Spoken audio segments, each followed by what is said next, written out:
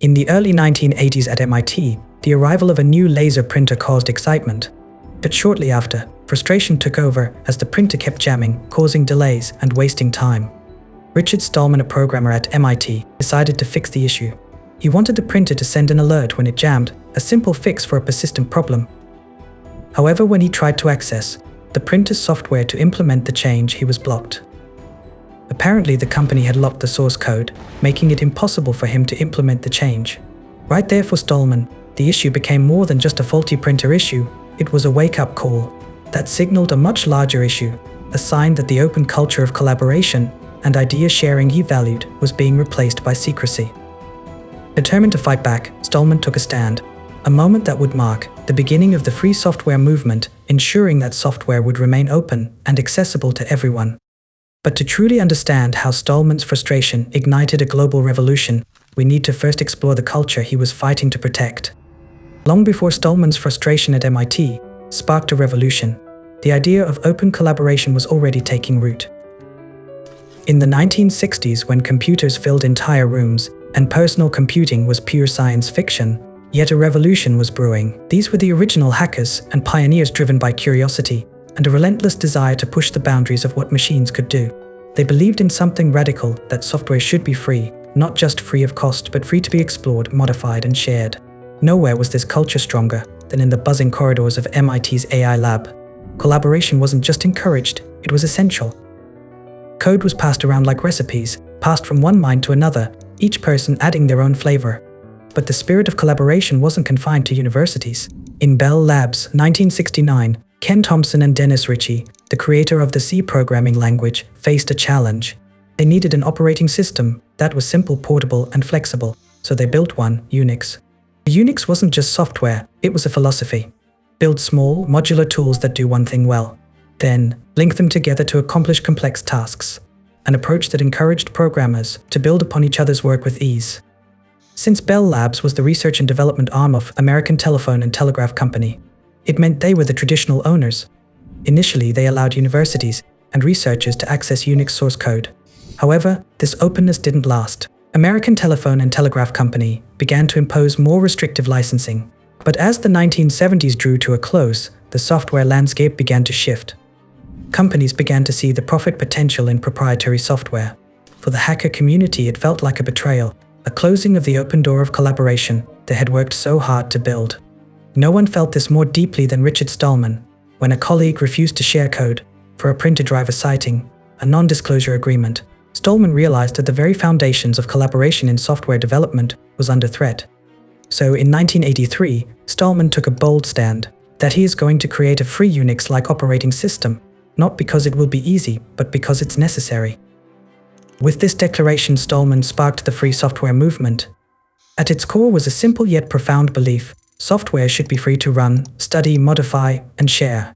To protect this freedom, Stallman introduced copyleft and the general public license, ensuring that any modified versions of free software would remain free forever. But when it comes to building software, having the right tools can make all the difference. Today's sponsor, PostHog, knows that building great software shouldn't be a juggling act. That's why they created an all-in-one suite of product and data tools designed for developers. PostHog is an all-in-one suite that includes product analytics, session replay, A/B testing, feature flags, surveys, and more, all in one place. It's powerful and easy to use, and comes with a generous free tier to help you get started. PostHog, built for developers, free for all. Try it today.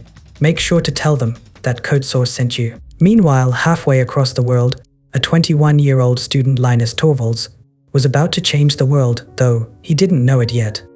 In 1991, he created the Linux kernel, and by releasing it under the general public license, he invited the world to contribute. And they did. Programmers from every corner of the planet contributed code, fixes, and enhancements. By combining Linux with the GNU tools, they crafted a complete operating system. It was a testament to what a global community could achieve. But there was a problem. The term free software often confused businesses. Many interpreted free as zero cost, making corporate leaders uneasy. So in 1998, a group of advocates coined a new term, open source. The goal was to emphasize the practical benefits, better quality, reliability, and flexibility, while at the same time avoiding the political implications. The open source initiative was born, and with it, a bridge was built between the hacker and the corporate world. Unknown to the world, Microsoft was about to make open source even more popular. Late October 1998, memos written by a Microsoft program manager was anonymously sent to Eric Raymond, a popular fighter in the open source war. These memos were known as the Halloween documents. They revealed that Microsoft viewed open source software, particularly Linux, as a direct threat to their dominance. For the open source community, this was a moment of victory. The tech giant's fear was validation of their efforts. Suddenly, the tide turned for open source. It was no longer just a fringe movement. Companies like IBM began investing billions into Linux, and businesses like Red Hat built profitable models around open source software by offering services and support. It was no longer a question of whether open source could compete. It was clear that collaboration trumped proprietary development. As the open source movement grew bigger, a fundamental question emerged. What does it mean to own something in a world where software is freely shared, modified, and distributed? In the traditional sense, ownership implies exclusive control, the right to use, modify, and restrict access to a creation. But in the open source community, ownership takes on a different meaning. Here, the owner of a project isn't just someone who wrote the original code. It's about stewardship, the responsibility to guide a project, nurture it, and coordinate contributions from around the world. The open source movement, built on the principles of collaboration, faced an even bigger challenge: control. Major tech giants like Microsoft, Google, IBM, and others stopped pretending to not notice. They began to embrace the movement. What had once been seen as a threat to their dominance transformed into a lucrative opportunity. They started contributing to major projects and even released some of their own code to the community, strategically positioning themselves as allies of the open source culture. But unknown to the world, a subtle struggle for control was unfolding.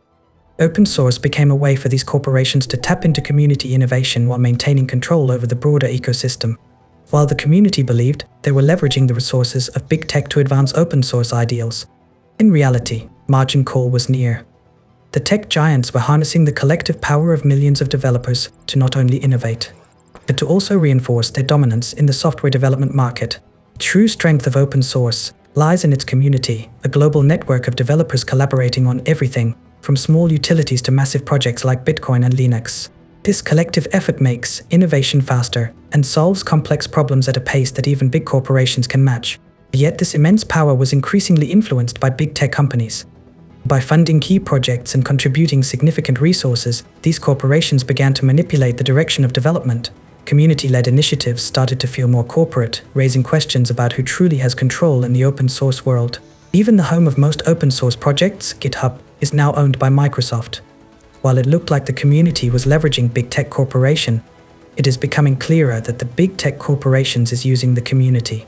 While the issue of control spreads like wildfire, another troubling reality emerges: the balance between community, collaboration, and corporate interests. However, this cute narrative hides a more troubling reality, as seen in the saga within the WordPress community. At the heart of this conflict is WordPress founder Matt and WP Engine, a major player in the WordPress hosting sector. While WP Engine generates substantial profits by providing services centered around WordPress, Matt raised concerns about their minimal contributions to the open source project. He tagged WP Engine to a cancer, profiting from WordPress open source code without adequately supporting its development or maintenance. The situation still prompts a critical question: when businesses thrive off open source projects, should they be expected to give back? Legally, there's no requirement, but ethically, many argue that a growing expectation exists. But if they give back, who should they give back to? Matt? The conflict escalated when Matt restricted WP Engine customers from accessing vital WordPress updates. This conflict transcends the WordPress case. It offers a glimpse into the future of open source itself. Will it continue to be an open and collaborative space, or will the boundaries between community-driven projects and commercial interests blur, resulting in more disputes and fewer contributions? What unfolds within the WordPress community could set a precedent for how open source projects are treated going forward. This type of conflict is becoming darker reality of open source. When ideals clash with harsh business realities, the line between collaboration and exploitation becomes very thin. As the lines between community-driven projects and commercial interests blur, another pressing issue is the quality and accessibility of open source software. The divide between hosted services and their self-hosted counterparts. While many projects have embraced the cloud, delivering sleek, user-friendly experiences, their self-hosted versions are just not good enough. The self-hosted version lacks the rich functionality that is promised with the cloud version. Documentation is either outdated or doesn't even exist, with sparse community support. This divide poses a significant threat to the very essence of open source. As self-hosted solutions become less accessible, barriers rise, pushing users toward corporate-controlled hosted services. It's a scenario where the community's spirit of collaboration risks being overshadowed by centralized power. Yet there's a paradox at play. Companies that provide these hosted services often do so to generate the revenue necessary to sustain the projects. This funding can support development and maintenance, ensuring that the software continues to evolve and improve. Therefore, the open source community stands at a crossroads, tasked with finding a balance between the accessibility of self-hosted solutions and the resources required to keep these projects alive. The deeper we explore, the community must confront the question: can the open source movement meet the needs of both individual users and the corporate interests? Only time will tell. Open source has made a lasting impact on technology. From Linux to Android and from Kubernetes to Python, open source software powers much of our modern world. Even in financial, it is behind the concept of Bitcoin and Ethereum. Its influence goes beyond just the code. It's about collaboration, transparency, and innovation values that have changed how we interact with technology. As the community looks ahead, they must ask even more questions. Will these core values of open source survive in a world increasingly influenced by big corporations? The future of open source is at a crucial turning point. Will it stay a place of freedom and teamwork, or will it become just another tool for corporate control? The decisions the community makes in the coming years will shape not just software development, but the very essence of what open source stands for. As the lines between open source and proprietary software blur, the community needs to come together to protect the principles that sparked this movement. Do you think open source will continue to inspire innovation and empower individuals? Or will it be taken over by the very forces it was created to challenge?